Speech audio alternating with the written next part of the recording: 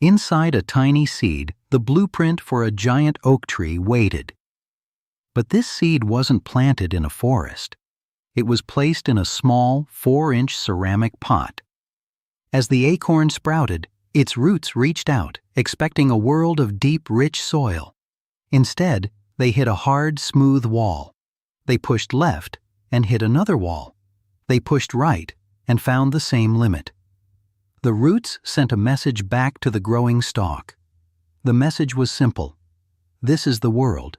It is 4 inches wide. There is no more. The young tree, which held the genetic code for a massive, sprawling giant, believed the message. It stopped trying to expand. It accepted the pot as its reality. This is the acorn effect. The tree never loses its potential to become a mighty oak. The DNA is always there, waiting. But the environment, the tiny pot, convinces the tree that it is small. The limitation isn't in the seed. The limitation is in the container it believes is the entire world. This same process happens inside the human mind. We are all born with immense potential. But early on, we are planted in our own small pots. These pots are made of our early experiences, our failures, the words of others, or the limits we observe around us. Our minds, like the acorn's roots, probe the boundaries of our world. When we repeatedly fail at a task or are told we aren't good enough, our brain hits a wall. It learns the shape of the pot, and over time, it stops trying to grow beyond those self-imposed walls, even if the pot isn't real anymore.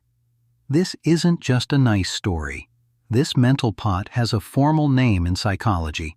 It's a powerful principle called learned helplessness. The idea was first documented by psychologist Martin Seligman. He made a profound discovery about how we learn to give up. Seligman found that when animals or people are put in a bad situation they can't control, they eventually stop trying to escape. The really shocking part is what happens next. Even when the situation changes and escape becomes possible, they don't even try. They have learned that their actions don't matter. They have learned to be helpless. But what if this isn't just a mindset issue? What if I told you this learned belief physically rewires your brain's hardware? This is where the idea moves from a psychological theory into a biological reality. The feeling of being powerless isn't just a passing thought. It is a concrete biological event. The experience of hitting that wall again and again triggers a cascade of chemical signals. These signals begin to change the physical structure of your brain. The pot stops being an idea. It starts to become a real neurological barrier. We are moving past the metaphor of the acorn. We are looking at the actual wiring inside your head. This learned belief system isn't just a story you tell yourself.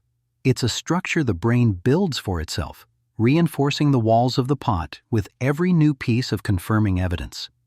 This mental cage isn't just a feeling. It's not just in your head. It is a physical structure built from pathways in your brain, a real measurable circuit that gets stronger every time you accept the limit.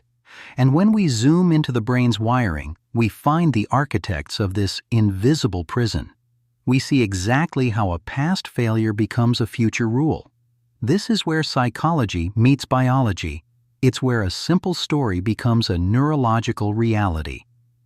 Deep inside, your amygdala acts as the brain's alarm system. When you face a challenge similar to a past failure, it doesn't just suggest caution. It screams danger. It floods your system with a powerful, primal memory that says, "Remember what happened last time? Do not try this again." At the same time, another part of your brain tries to reason. Your prefrontal cortex, the logical planning part, attempts to step in. It tries to say that this situation is different, but the amygdala's alarm is too loud. It hijacks the system, effectively shutting down rational thought before it can even begin. The result is a brain that learns to fear the attempt itself. The neural pathway for avoidance becomes a superhighway. The pathway for trying something new becomes an overgrown, unused trail. The pot isn't just a metaphor anymore. It is a neurological habit. This is the hidden force at play when you hesitate to apply for a promotion after being passed over once. It's the quiet voice that stops you from trying a new hobby after feeling clumsy in the first class. The feeling is real. The circuit is active. It's the reason someone might not speak up in a meeting after their idea was once ignored.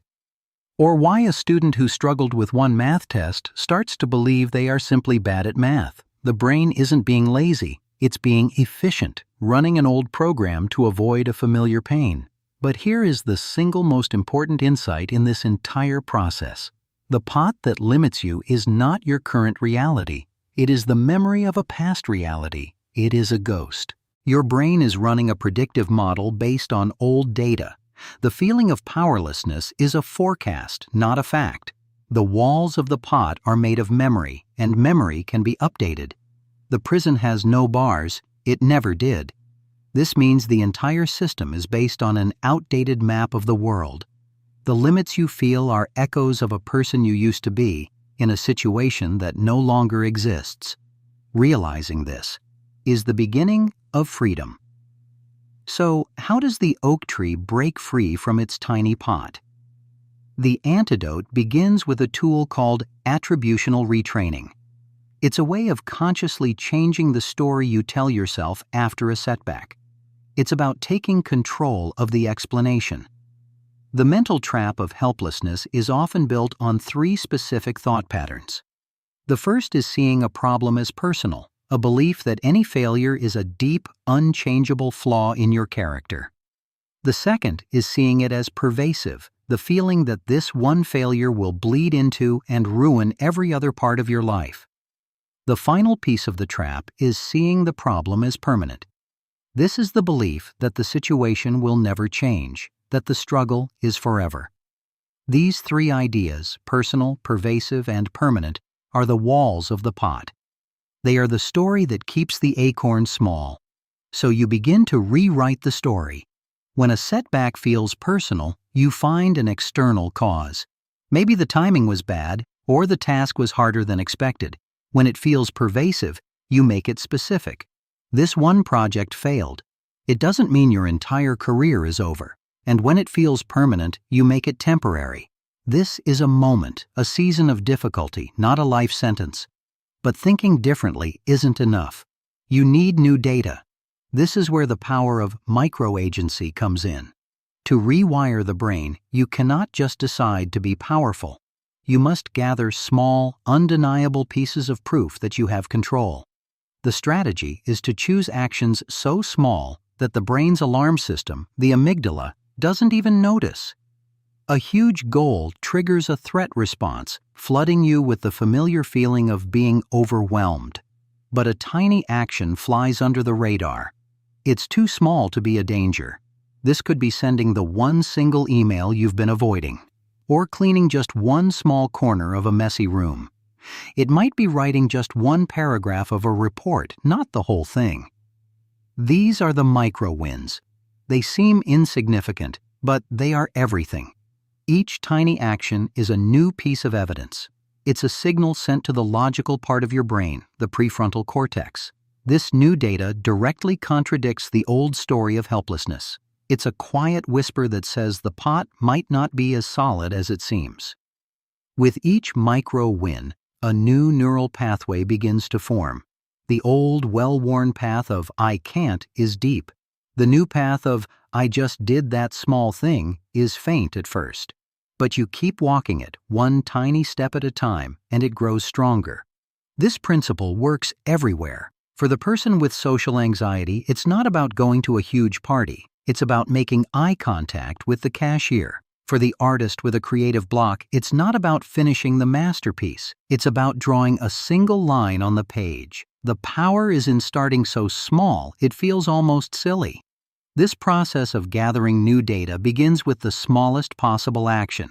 It's not about tackling the biggest fear. It's about finding a single, tiny thing you can control. Sending one email you've avoided. Cleaning one shelf in a messy room. The goal is to find an action so small the feeling of powerlessness can't argue with it.